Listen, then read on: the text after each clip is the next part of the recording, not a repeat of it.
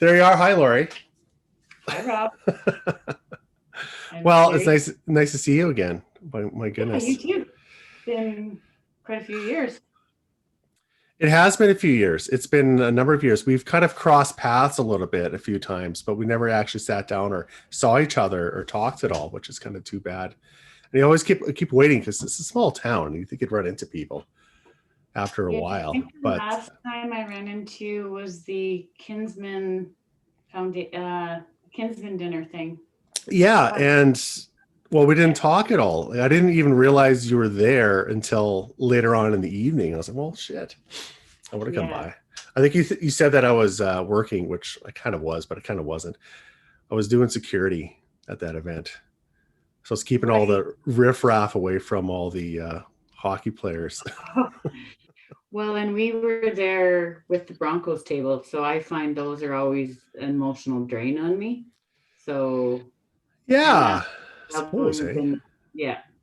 especially then too. Like that would have been 2019, right? So of course it was, wasn't it? Yeah. What? I actually think it was September of 2018. I think it would have Well, been, our dinner's in February, so oh, sorry, then it would have been February of 2019. yeah, yeah. Last year, I remember I was a big shot last year. I was at the head table, and I was like, Okay. I was sitting with Bernie Perrant's wife, Frenchie Perrant, as they called him, the great Yeah. Philadelphia goaltender, and his wife was pretty amusing. So, Was she kind of having a good time? yeah, she'd never been to Saskatoon before. Okay. She lives in Philadelphia with him, hey, and I think she yeah, nice. I don't know. She seemed like a pretty girl. This is a very small town that she's never been to. She was like, oh Oh, yeah. wow, but she's very protective of Bernie. She was very protective of him, and he was up on stage and this show, so she sat with me and like the chairman of the dinner, and then we Yeah. actually had a guy from the NHL.com, Dave Stubbs. He's a longtime hockey writer from Montreal, so he sat with us too, and he was awesome. He was telling stories about Jean Beliveau and Oh, okay. See, I don't know. stories are good. And I'll use an example like when Jordan did the Rogers hometown hockey, and we got to go and meet Ron, and Holy cow! Yeah. it was so awesome. I would say, Rob, he's one of the most down to earth, awesomest guys I've ever met. Like salt. Like Yeah.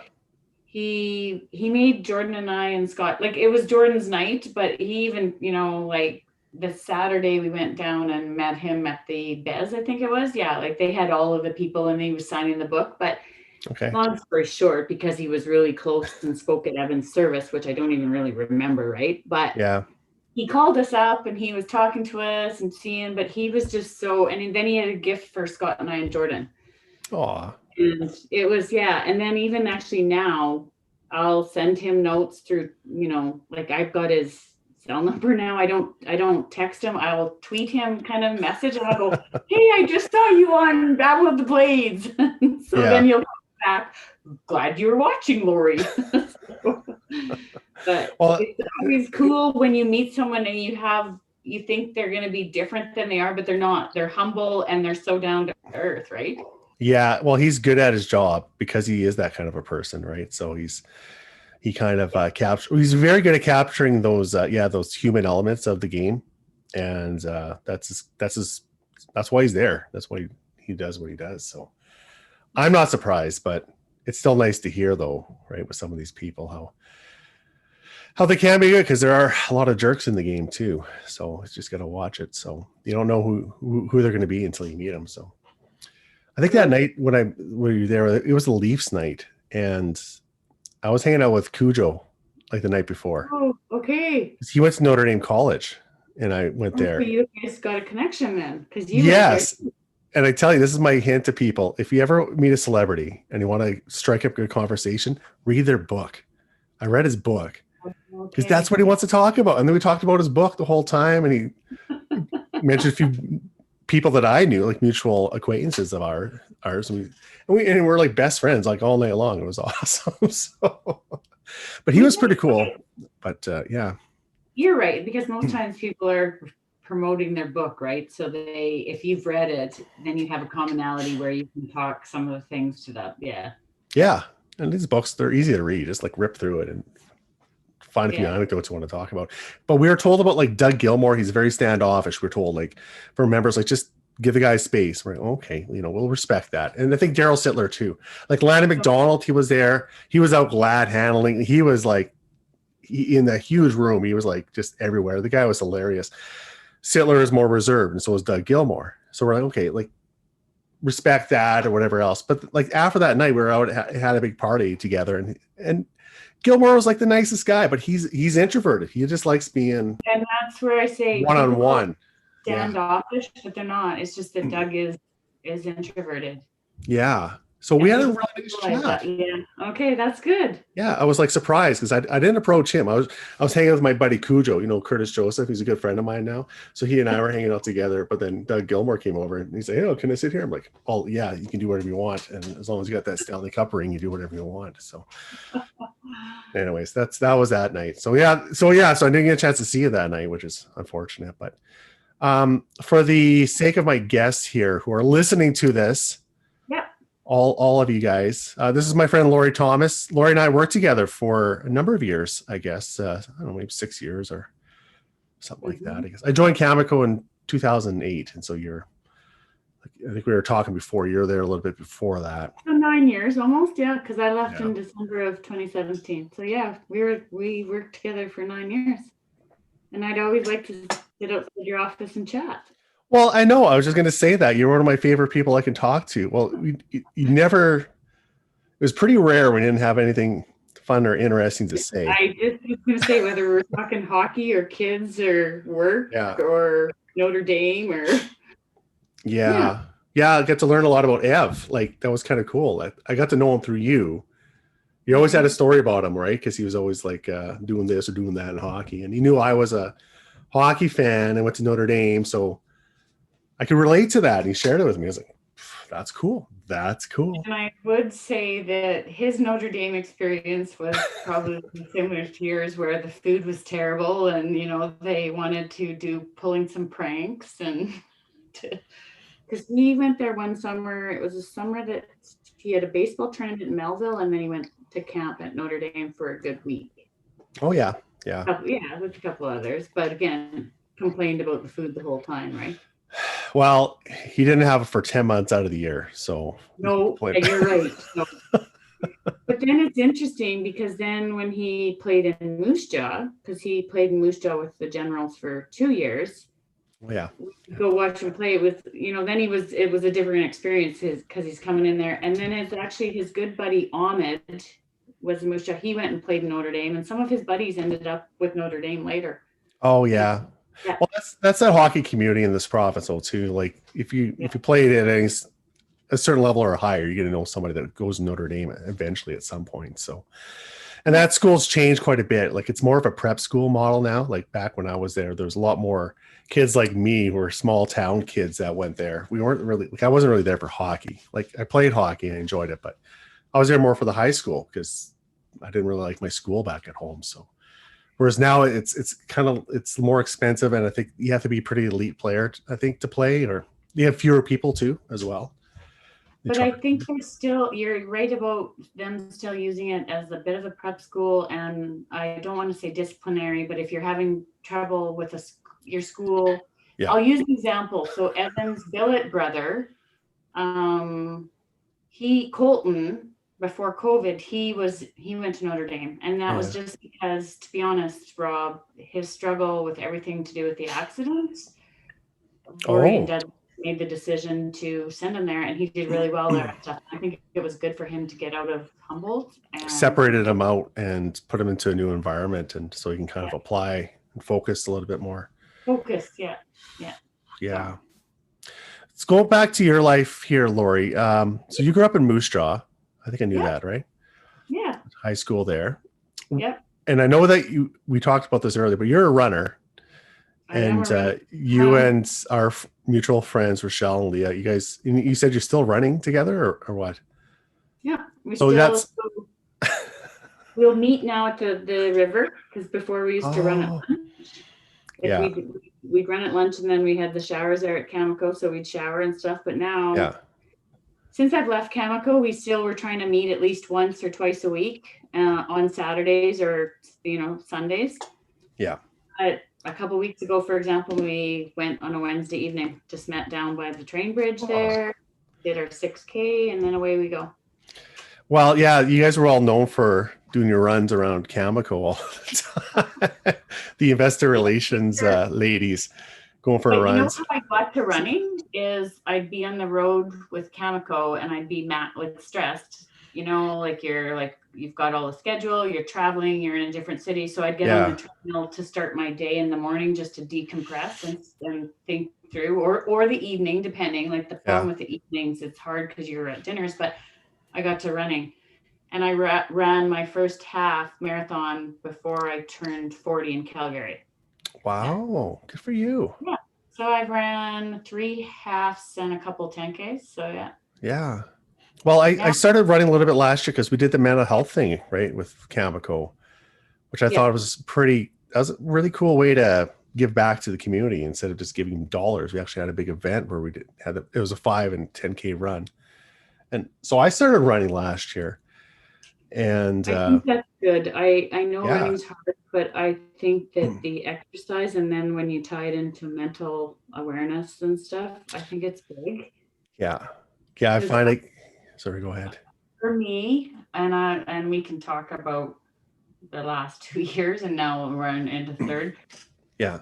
Exercise for me is a big outlet to, especially with stress, because I'm a type A stress person. But then if you add, I'm using COVID as the last year example where people are cooped up and they're not seeing anyone. Like exercise, it doesn't have to be running. It can be walking. It can be, biking. It can, I think it's so important. Yeah, and I was doing that for a bit. I kind of pulled my calf muscle, so I stopped doing it. And then COVID happened. I had a really rough year this past year as well. And then this summer I started getting into it more, and I started seeing a therapist and talking about it. And she's like, get exercise. It doesn't matter what it is. And so then I started doing hour walks every day. When it was nice out, I just go for a walk. I'd leave my phone and I just go for a walk, and then I come back home because I usually work from home, and it's just I don't know, flattens everything out a little bit or something. I don't know what it is. And now that I got colder, I'm going to the gyms.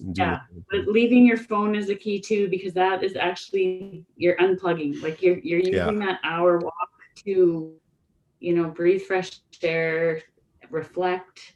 Yeah.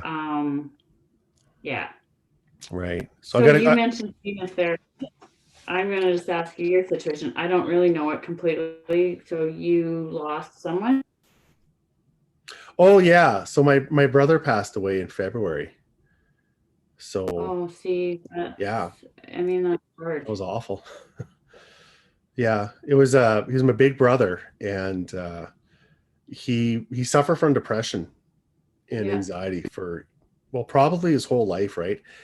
And but the last few years, it's just they're just weighing on him, and it got to the point he couldn't even get out of the house anymore, and he was living at my parents' farm, and he just couldn't do anything. It was just so distraught, and he's so angry at himself, and I think it's about him. He's such a good, caring person. He'd think nothing of helping somebody else, but he would never help himself, right? And that's that sort of self-compassion. He just didn't have any of that. And so I saw a lot of that in myself. And then I was like, holy shit, I got to stop that. I got to find a way to to live with myself and treat myself better, because holy Christ, it was crazy. Yeah. So and he actually died in a house fire. So I think he was taking some sleeping pills. Yeah. He started taking them just to get some sleep, because when you have anxiety and depression, you don't sleep. And he smoked a lot, and we knew he smoked in bed, and we think that maybe that's probably what happened there. Yeah. So that's probably again, traffic accident and stuff, and stupid. Yeah, it's just dumb, and like, not him. I mean, just the stuff that life throws at you. Which is why, Rob, there's times. So when I actually got let go at UEX, I mean, it was fine. I mean, that was that I left Camco. I started at UEX. Yeah. 4 months in, the accident happened, and then I went back to work probably too early, but I didn't know I needed to go back to work and feel some normalcy. Yeah. Yeah. Then I hit the end of August, and it would have been 2018, and I was like terrible. Like I couldn't even function. I was just like, and the doctor was like, Laurie, like you've got to take some time. Like you're not, but you don't. But I guess what I would say is having something like that, you reflect to go, we sweat the small things and we worry about things, Yeah. but I mean, now, I mean, even I remember when my dad died, I thought my life was, but I will say it's nothing compared to losing a child. No, no, I don't know if I could Well, but again, ever experience I that. can hear Evan say, because I'm not afraid to say I see a grieving counselor. I saw the Bronco grieving counselor probably after, and then I kind of quit and I saw other people and stuff like that. But that helps. Yeah. There's also, you got to cut yourself some slack to go, okay, today I'm just going to shower and get dressed and breathe. Yeah. The first day that I actually didn't cry, I got home, I got into bed, and I said to Scott, I didn't cry and think about Evan today. Then I felt guilty. So we do this roller coaster emotions. And then the other piece with our grief is it's been so public. Definitely. And as extroverted as I said I was at the start, there'd be times I'd be like, yeah, Scott, I can't do this. You have to do this. Like, I don't want to talk to anyone. Yeah. So he became a spokesperson for the Broncos. So I'd be at work, I'd be like, someone would be like, yeah, I just saw your husband on TV. And I'd be mad. I'd be like, what? Yeah. And I realized it was his way to talk about Evan and to deal with that. I mean, there is no right or wrong way to deal with grief. No. Yeah. I think, even I watch how other people sometimes deal. Maybe 25 years ago, we masked it and we didn't talk about it, but I don't think that that's a good solution. No. And that forgiveness thing is a tough part for yourself too. As I was going to ask you about the guilt, because it's not like you did anything wrong, but it doesn't mean you don't feel guilty. Right. Sometimes by the way you're acting or how you're responding to things, like it's right. And so even guilt as a parent, because I remember Evan just kind of wanting to come home in January, and how January is trade deadline, and from September to up till Christmas, he'd been playing lots. He was on the first line. He's playing with Shotzi, and he's playing with Luke's, and then all of a sudden Darcy makes trades, and I remember him talking to his dad, but then Scott's like, oh boy, like you don't quit anything, but you can always have guilt, but you can't change that. So you can't. And I would say that team that year is probably one of the closest teams I've really ever seen. And I'll use like where even for Super Bowl, Evan was going to come home, but in the morning, his dad's starting to get chilly and he's like, oh, how do I tell him? But he finally phones us and says, yeah, the boys want me to have the Super Bowl party, so I'm not coming home for chili this afternoon. And that's when I knew he was really starting to get comfortable, because I would say even for the first couple months, it's a new team but they were such a close-knit team. Yeah. You talk about forgiveness and guilt. I mean, there's lots of people that don't understand why Scott and I need to forgive the driver, but I would say one thing, it's more exhausting to be angry than it is to show forgiveness and stuff. And I've always believed in order for us to heal, and we're not healed. I mean, we're still trying to find our new normal, and I miss him every day, Rob. Every day. And then the other part that's hard is I will always see him at 18. And so now when I see his buddies, and I love them coming over, but they're bigger, and they're starting a different path, that then I get mad. I'm like, Evan's not getting to ever experience that. I feel like he got ripped off. Well, he did.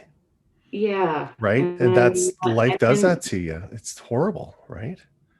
it is horrible. And then the other Yeah. thing is they're watching Jordan start university because her and Evan had planned to start together. Like he was looking at Mm, medical school, and so he'd play his years at, whether it was always going to be at SJ or, right. but yeah. So Christmas, like there's certain triggers. Christmas is a trigger. I loved Christmas, and this is where Jordan was just saying the other day how she doesn't want to put the tree up. She doesn't want any of this stuff because Evan's not coming home. And I Mhm. honestly think that, but he wouldn't want that. Well, no. He wouldn't want that. So we're trying to move forward, but they're baby steps. So Yeah. Yeah. Um, I was gonna. I was thinking because when I was thinking about you, I think of. I have a cousin. mhm. He was a year younger than me. He had a twin brother, and we were very, very, very close growing up. Great guy. You would have liked him. Funny guy. And he was off doing his after high school. Went to work in BC, and he was working for another cousin's company. And he was driving a truck, and he tire blew. Mhm. And when I think this is what the story is, I'm not even sure anymore. But he went to the side and essentially hit a mountain, I guess, or side of a wall or something, and stopped him, and that was it. And it just reminds me of with F because he was like he was doing what he loved. He was a hard worker. He just wanted to go work. He's making his way in the world, and he was just a few weeks shy of his 19th birthday, so he's a year younger than me. So this is in BC. This happened when we were younger. This is before the time of cell phones, or actually, cell phones are Yeah. pretty archaic that time. So it was in summer, and I was at home and at the farm, and I grew up near Robert, and that's where my cousin's from, and that's where my mom's from, family's from. And it just so happened that day that it occurred that my mom and his mom were their sisters. They went to North Battleford for an errand or something like that. Mhm. And I think my mom had her big clunky cell phone like Mhm. in a bag. So we could have phoned and got a hold of her. But the decision was no, we're not going to phone them. We're going to go back to my aunt's place, and all our family, we all gathered there because that's what we did. And we said, we're going to wait till she gets home because there's no reason to let her know, get her home safe. Right. So she came home and I was there. Right. So I don't have an experience where you have, but like I've seen what I'm pretty sure you were up to at that time. And that's something I don't ever want to see again. That was horrible. But what I found interesting, like, how horrible it was, and it's still horrible. It makes me sometimes Mhm. cry at night sometimes thinking about it. But when my aunt and uncle came out of that, and like they're not healed fully, but they were always a loving couple, like they always were. Like in our family, they're really known for that. But coming out of that, just the grace and dignity that came out of that together was amazing. Just the way they acted, the way they treated each other. Because you see these in families sometimes where you have a devastating loss, and it could rip the family apart, and there's no reason why it can't really, unless you make a decision to stay together and kind of travel through that hell together. And so so with you and Scott, I saw a bit of that. At least, like I haven't been privy to your private life or anything, but like I've in your public though, the way you guys acted has just been extraordinary. And like you mentioned Scott being the kind of spokesperson, like the Well, way thank you for he that blew because me like, away. The way he acted, he was amazing. yeah, Like what he a has. guy. Yeah, but it hasn't been easy. I mean, as I Oh, said, that so with your aunt and uncle, they probably were grieving in oh yeah. silence, and not that Scott and I aren't grieving in silence and stuff. There's times when I'd get into an interview and I'd start crying and I felt like holy, but then I just thought, you know what, this is who I am. I tend to hold my heart on my sleeve, unfortunately. Yeah, for sure. Scott Yeah. Scott's very calm about everything. and he's very logical, and I think that's why he makes such a good chiropractor as well. Right. Yeah, yeah. And then we also had to make sure that we can do the best we can to pave the way for Jordan, because at For the end of the sure. day, Rob, I'm a grieving mother and Scott's a grieving father, but then it's hard to sit and watch your daughter grieve. So Yeah. your cousin and your aunt and uncle, they would have been going through the same thing, anyone. Yeah. And I think that the other part of it is you never, it's not the way it is. You never expect your child to go before you.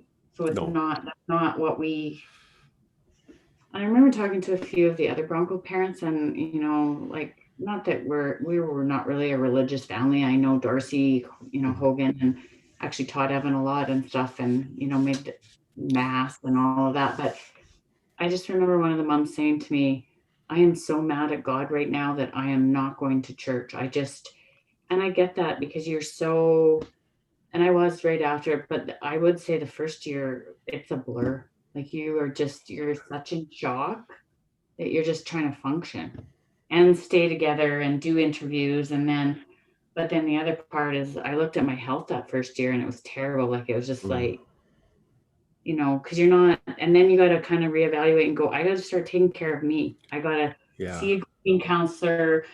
I got to go, okay, if there's some days, because Rob, there's a period where I couldn't even get out of bed. And I get that, because it's just I talked about it like a brick of grief that just weighed me down. I was just Oh like, yeah.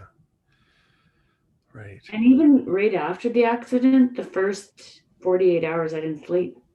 I was like you lay No. there, but you're just not. And then even Evan's service, I hardly remember, and it was big. It It was was amazing. big. Amazing service. Yeah. I was there. And now I'm finding I'm going through pictures and looking at that and going, okay, but it's what your body does to protect itself in its state of grief. And then there's like, yeah, I don't know. Yeah, it's been not good. No. No. And it shouldn't be good, but No, and it's even his crazy, man. birthday, Christmas, and then the accident scene and stuff. So that's the other part. Like I have this picture of all the boys up in my office, and then I have the other one of Evan and stuff. Like I just think to myself that day when I got the call from Scott, I utterly did not ever, but I knew in my heart of hearts that, okay, no one's phoning. I'm waiting. We're Mhm. waiting. It's the worst feeling in the world when you don't have answers and it's complete chaos. Yeah. But the positive of it, if there is any, is that, the frontline workers did all they could, the police, everyone. And, 13 people kind of will go on, but are they okay? No. Yeah. I mean, a lot of those boys watch their buddies. Yeah. So, Yeah. It's got to be a lot of guilt on those poor kids as well, too, right? Just with like what, because it is random, right? Like there's blame to go around, but honestly, like it was a random event. right, but you can also do this. What if they've been sitting here? And that's why Yeah. we're advocating for seatbelts and Yeah. better safety on the highways. So we can sit and wallow and we can cry and we can feel sorry. But this is what I said. I could hear Evan go, Mom, you used to make me go to school when I didn't want to, and you used to go, you're getting up. And I can hear him go, Mom, you got to face the world. So do it in a way that is positive. Like try to make changes, try to have his hockey day and his baseball tournament so that we can raise money and give to kids that can't play sport, or make people more aware of how important it is when you get on a bus, whether it's a team bus, whether it's to wear your seatbelt. Because Yeah.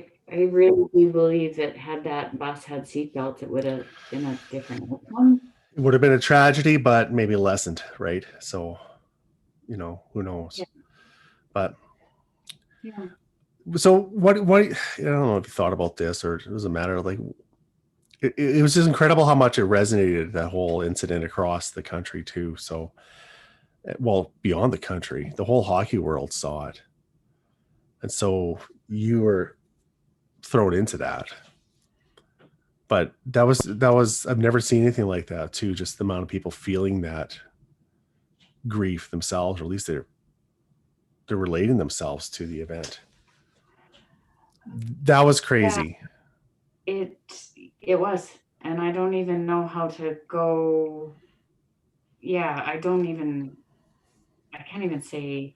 All I can say is it goes to show you the humanness of us in a case like this, where a country stands behind people, a community stands behind people, and I maybe it's because, and I don't mean to, because Canada, we're known for hockey. Hockey's our game. I don't know, but it wouldn't have been any different had it been a basketball team Right. or a Yeah. soccer.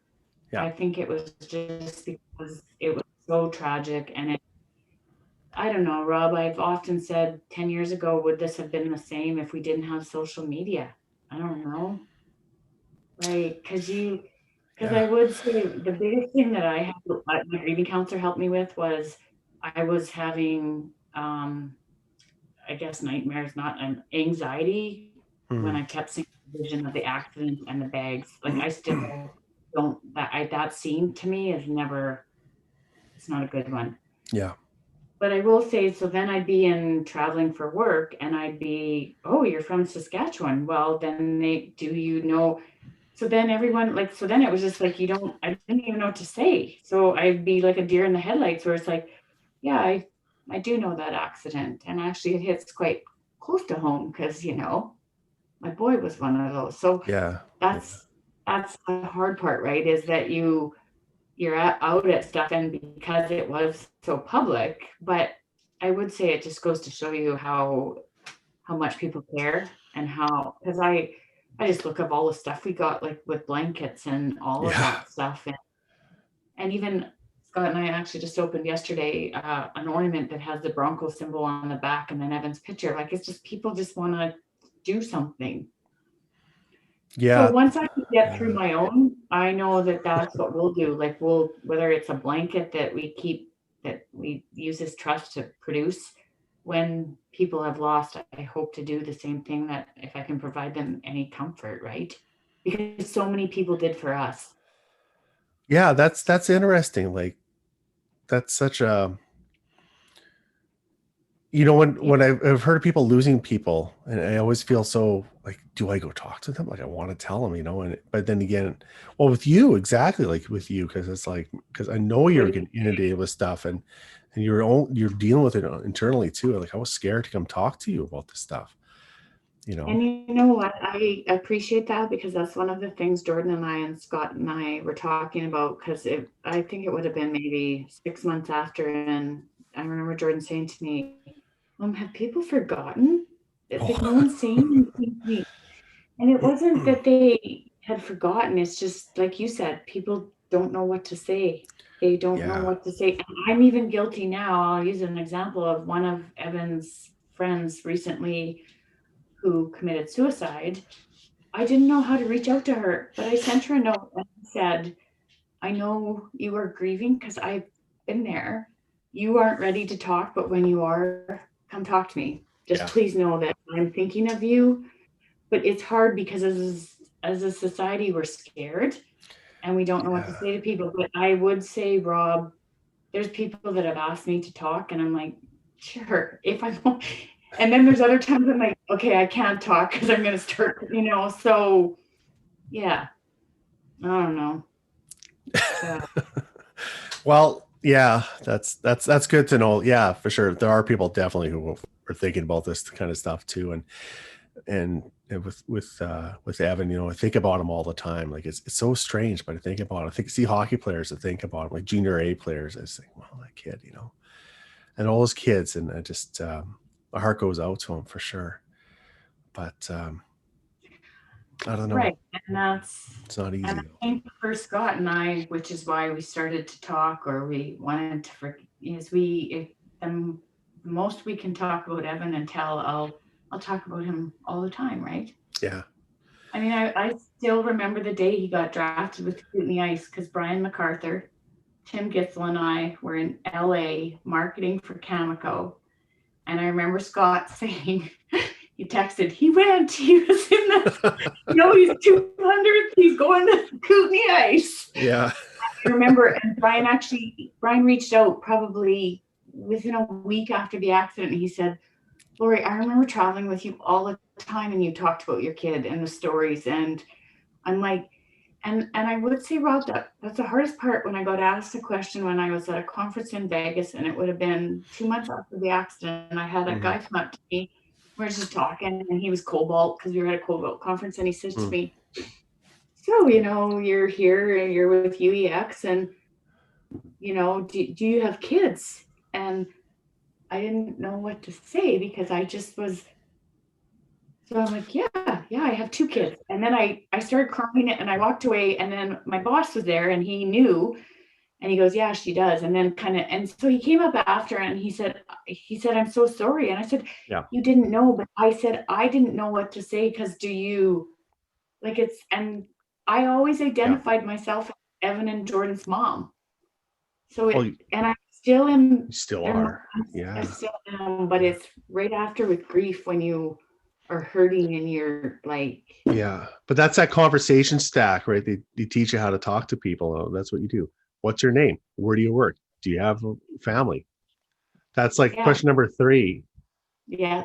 Anytime you go to a conference anywhere, right? So people love talking about their family if they have one, right? So why would that be offensive to them? You know what I mean? Like, I'm not saying it was offensive to you, but it's like, you wouldn't think that, right? That also, especially they're so close to you, right? And for you to think about that, it's like, well, of course they're going to ask that, and and how do you prepare yourself for that? Well, and you don't, other than you reach out to people that can help you. And I would say I've had a good group of, my family and a good group of friends where sometimes they know I'm not good. So they'll just send a note. You don't have to, they'll leave and start it. You don't have to reply. Just know today it's okay if you just shower. Okay, good. Yeah. Like I use that because people don't realize what grief does to them. It's debilitating to the point, right, where you just don't even want to function. Yeah. God, it's too crazy. Yeah. I don't know. I don't know what else to say here. Something I talked to you about, because I mentioned I ran to Scott. Maybe it was last year, I think it was. He came to our Kinsman Club. He was doing fundraising for the Evan Memorial Ball Tournament. Well, I think he was getting money for a batting cage. I think that's what it was, right? Or is that what it's called? You did the turtle? The turtle. Yeah, the turtle. Thank you. Yeah. So it was kind of cool. I actually chatted with Scott, and his first time I think I ever talked to him since like one of our Christmas parties, like a long time ago. And I remember at the Christmas party, he was like very quiet. And I was like, okay, fine. And Laurie, you're doing all the talking for him, I think, pretty much. And he wasn't rude. He was just sitting there, just quiet. He'd be like Doug Gilmore. Oh yeah, he's taking stuff in though. You could tell, right? Like he's not just sitting there doing nothing. He's absorbing it also. So it was kind of cool seeing him talk, and he did a great little presentation. So I came up and said hi to him. So that was pretty cool. That's a great, and he mentioned though that it was a way for him, because all these relationships you develop as hockey parents with the other parents, right? Like you develop these really good bonds, and I'm seeing that now with my kid who's in Adam now, for sure, if you can believe it. Yeah. Well, it's not Adam, it's U11. It's what it is,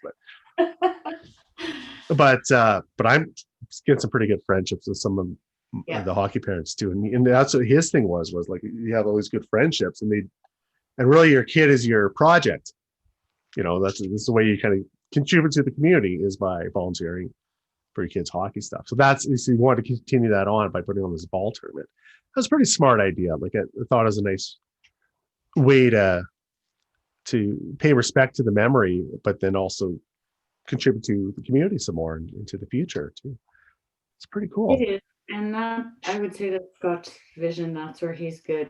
And I just want, like, Scott has always coached the kids in both baseball and hockey. So I'm not gonna lie, like it was his way at times to, when he was grieving, Rob, to the more he could do, to give back and to create that ball tournament. And he had a lot of, like, I look at all the guys that stepped up to help, like all of the Evans buddies' dads and stuff. But you're right, you become good friends Yeah. with the people too and stuff. So even I remember, one mom coming over and sitting and saying, Laurie, like, I don't even know what to say. Our boys were so close. I'm like, I know. And now your boy's going to be grieving because they were best Yeah. friends. Yeah.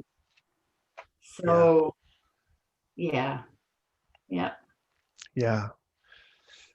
Which the other part to even go is there are some people that didn't want to be public and wanted to be very private. And I actually think, I don't want to say people would have seen them as, almost upset at the media, but I mean, the media just wants to tell a story, and sometimes people don't want to speak when they're grieving or they don't understand the intention behind it. It's not that people are trying to be malicious, it's just that they're trying to, so I would say there have been some, like Scott and I are pretty vocal, but Scott's been more vocal than me. Yeah. Kevin Geringer was fantastic as well. I mean, he did a lot of, he was Connor Lupin's billet. Right. Yeah. He did a lot of speaking too, but it wasn't easy. I mean, it's not easy, right? Yeah. No, it's definitely not easy. And I understand that though. And I don't know how I would respond in that sort of situation to, well, Christ, it's tough enough losing a kid, and then you have to like deal with the media as well too. And I'm not sure how well I would have done. I'm pretty short-tempered and impetuous at the best of times when talking to people. You're being too hard on yourself. It's I would say sometimes if you can turn it into a way, I mean, sometimes Scott and I would turn it in a way to talk about Evan and talk about so that people Yeah. could understand it wasn't just about hockey. Evan had a sense of humor. He was funny. He was smart. Like Rob, I still tell the story of, as one teacher at Centennial going, your kid's really smart, but he doesn't want anyone to know. And I'm like, that's because he was such a low kid. He's the kid in the back. He's the kid in the back that doesn't want attention. He's the kid that on your hockey team, like he just wants to give you the puck so you can score goals. And he doesn't need the glory. He just needs to be a good teammate that Right. has your back, that likes to talk in the dressing room after, likes to protect you if someone's in the corner not treating you right. And Right. I guess for Scott and I, it's very, very important for us to continue his memory. And I would say as a mother, Rob, the hardest part, I go, oh my God, it's coming up on 3 years. And I don't want people to forget. So if I can do the hockey days and the ball tournaments and we can band the community and, some other kid can know that Evan was a good, baseball player and then we can give back. Then Yeah. at least hopefully honoring his memory and stuff in the best way we know how. Yeah. Yeah. My kids hockey team last year. Yeah, it was last year. We had a tournament in Allen, and it was Okay. Logan That's where Shots is Shots' Logan's tournament. from there. Yeah.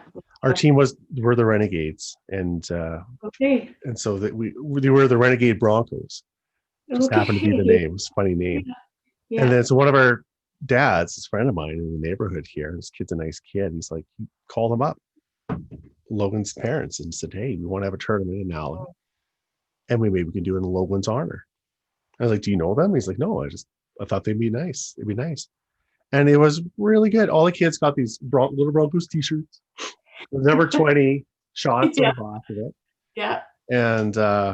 And there's little I don't know who did it. They put up little posters of Logan around and the kids. Yeah.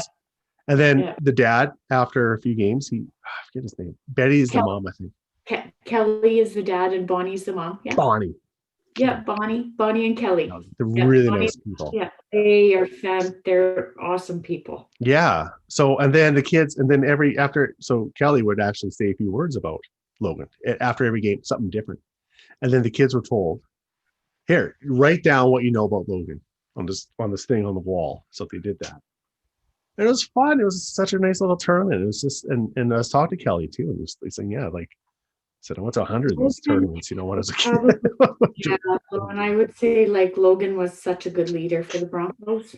Like he was, he's their captain. Was he their captain? yeah, he was the captain. Yeah. And I have some good pictures of him and Evan. Like it was just Evan really looked up to Logan. Like he was a good 20-year-old leader. Like he was, His but dad's, it's interesting because they have the rink there, because Scott and I went out when they named the rink and stuff or whatever for in honor of Logan and stuff.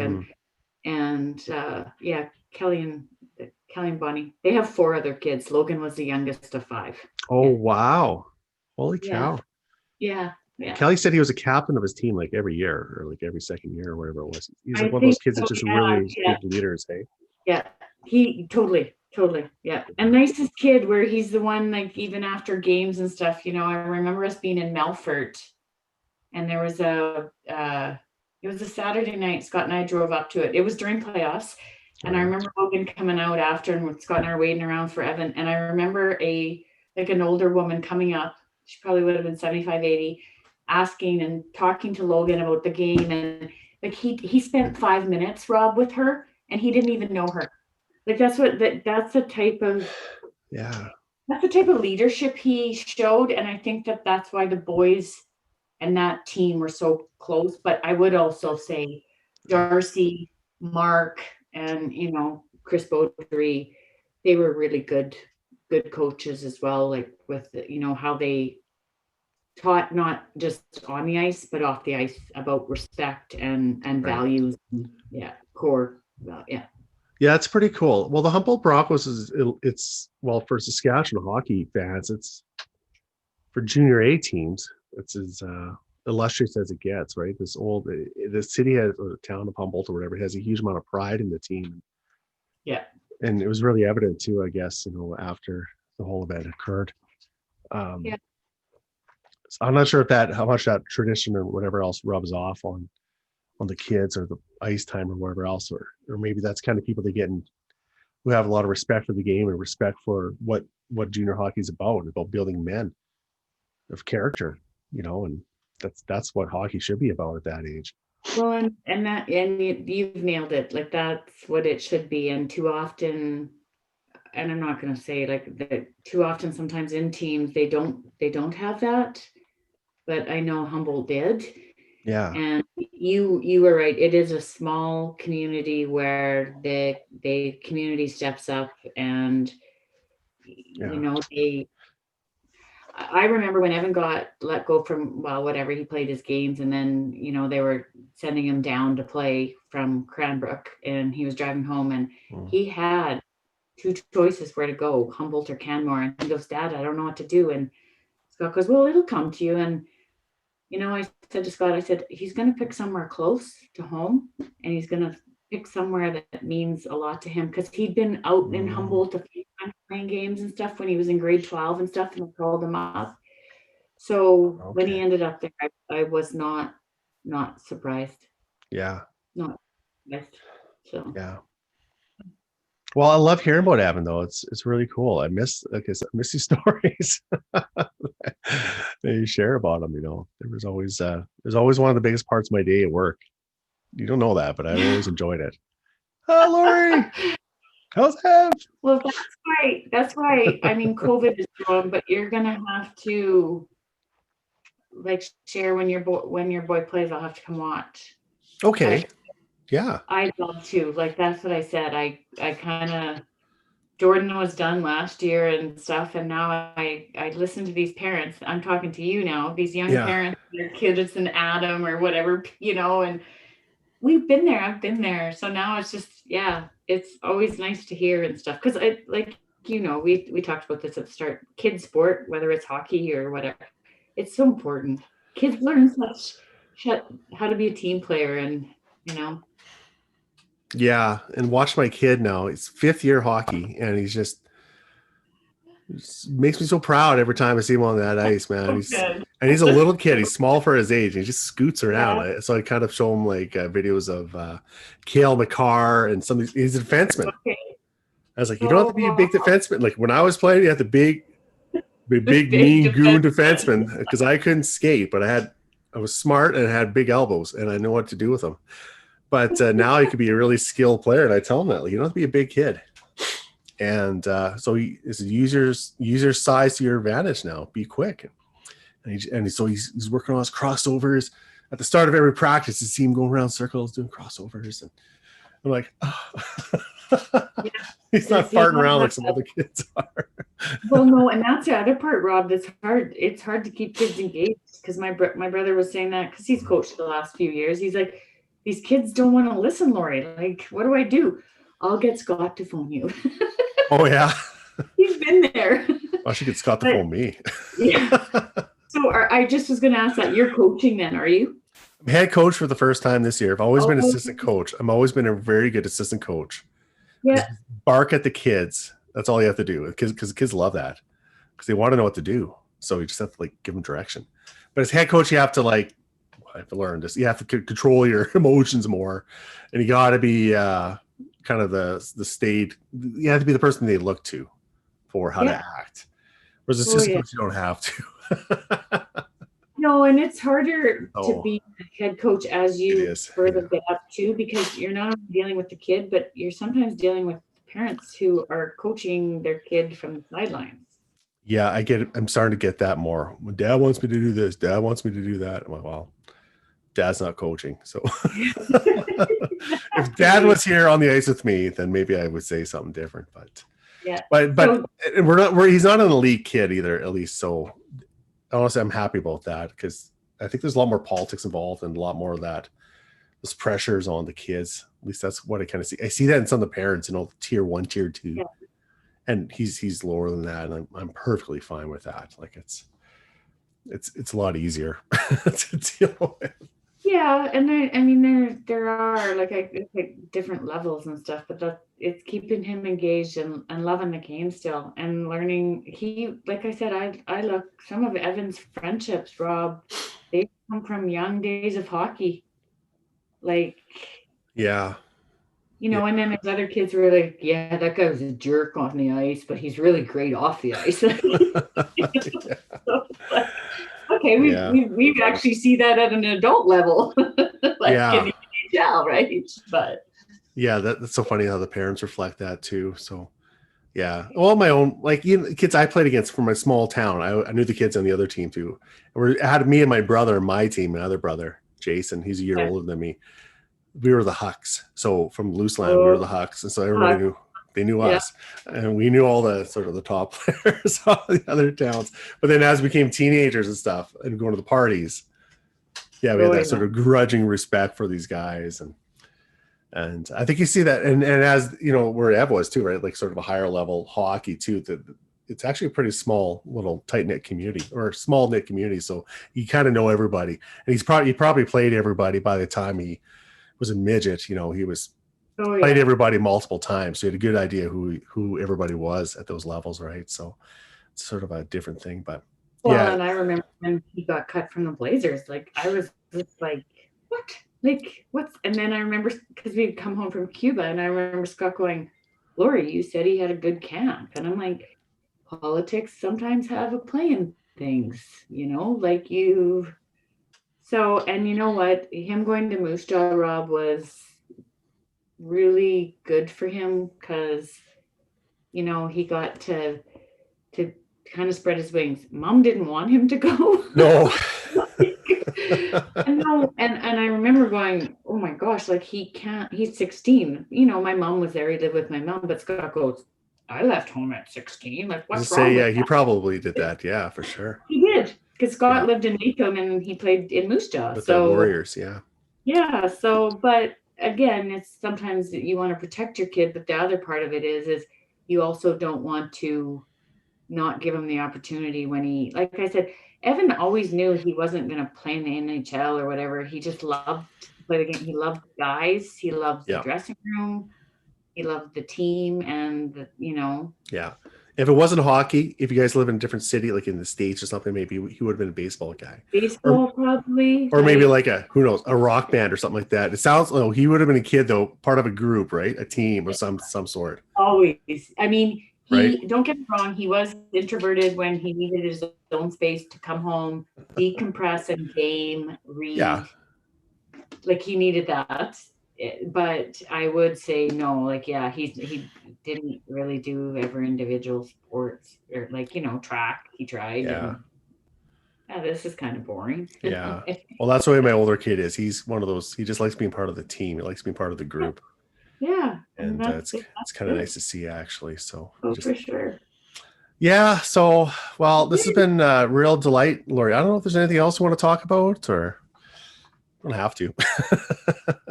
No, we've covered a lot. Like I said, I appreciate you giving me a chance to talk, and like I said, I kind of Oh, missed our good. chats and stuff like that, and you don't have to be a stranger. No, that's good. No, it's so good. And it's because the stupid offices are closed. I'm not seeing anybody anymore, anyways. And part of that's okay. But, well, I was Well, at the it's good office a little bit, but it was so empty there. And I just oh hated yeah, being there, and it was just, so I might as well be at home. And then again, what I'm doing here, well, once a yeah. week, I reach out to a friend like from high school or, I think it's awesome what you're doing because, like I said, yeah, it's I so think it's fun. really, yeah, it's good, and you're good at it. Oh, Like, have you've been watching? I don't even know if you've been paying attention. Have you seen yeah, this? I watched Oh, you really? last time. Oh, yeah, because I Oh, thought, well, I gotta like find out what oh, this okay. kind of, yeah. So I think it's good. Yeah, it's very good for my psyche and just, well, for my soul a little bit to find that out there, because I don't know. We're not sure how long it's going to last. We're going to get a vaccine, but it's, and it's never going to be the same as it was before. Anyways, it's always, I think there's always going to be sort of barriers between people because you go outside and I people are know, now going to be more standoffish. I know, And and I get it because I get the pandemic, and no one ever would have yeah, expected us to go through what we have gone through. But I'm with you too because I'm a hugger, Rob. Like so, me too. and so now I'm like this, like just like what's this? Like everyone's just this 6 feet of distance, pump fists and all of that. I'm like, give me a Yeah. hug. Yeah, shaking hands. I just shaking a man's hand. Just, how are you? And we So do that do at I. Kinsman at all of our meetings. We shake everybody's hands. And my dad always taught me that when you meet someone, you shake their hands, Lori, and you look them in the eye and you say, "It's very nice to meet you." Yeah. So I always taught my kids that. Yeah. Look, that's what you should do. It's Yeah, it's me speaking to you as his peer, as someone yeah, of respect who's respecting you, and let's do what yeah, we're gonna do, right? yeah. And God, I just missed that. I'm just making now it's, yeah, we're still doing elbows, some of us. So some guys don't even want to do elbows. I'm like, for fuck's sakes. Yeah. Like, no, elbow. Come I'm on, washing my kids are hands up. here, people. Come on, we don't eat with the elbows. It's a food, right? I That's what it is people sharing food. That's the big one. Or hugging and kissing. That's where the Well, biggest that's why transmissions when are, we right? look at some of our outbreak incidences, when they're occurring at nightclubs and stuff, it's that because the kids have to be kids and they, Yeah. they want to be together on the dance floor. Yeah. They're not getting this at the gym because nobody hugs at the gym. Thank God. Nobody hugs me anyways, which is fine by that. So anyways, well, Yeah, let's good. I'm gonna reach out to you some more. We don't have to do yeah. this every time. Like, we don't have to No, record. I'm happy to talk about other things if you want to. Yeah. Yeah, but it's nice to be able to break this ice with some of my friends and people like yourself too, and knowing that this kind of we're able to do this kind of stuff and encourage other people to do that too. Technology is cheap, if not free, and doing face to face is so good. Like, it's Well, I agree with you, as I said, and I don't mind this. Like I like the actual interaction, but I even prefer this. Like my mom and I FaceTime, and when I wasn't working this summer, every day, unless I was with her. oh wow, We could yeah, see each other. And I think she needed it and I needed it. No, because I would say my yeah. mom's partner was in the States, so I knew she was lonely. Oh God, yeah, for sure. Yeah. Yeah, no, that's good. Well, if this ever ends up, we're definitely going for a lunch or a drink for Let me know sure. if yeah, and then let me know once hockey's back to normal when I can come Yeah. along. Yeah, John Zayden's actually been to one of our games already with the kids. He's the Oh, same really? because he has kids, hockey players too. Same thing as you. He just loves going. Can I watch him? Yeah. Like, Yeah, I guess so. Yeah. So, It's good. and he's funny, and he's sitting there. I was coaching. He's sitting there with Amber. He's like cheering him on. It was so funny. Anyways, I'm going to stop this right now, but it's good seeing you. And thanks again. It was wonderful seeing you. Awesome. Okay.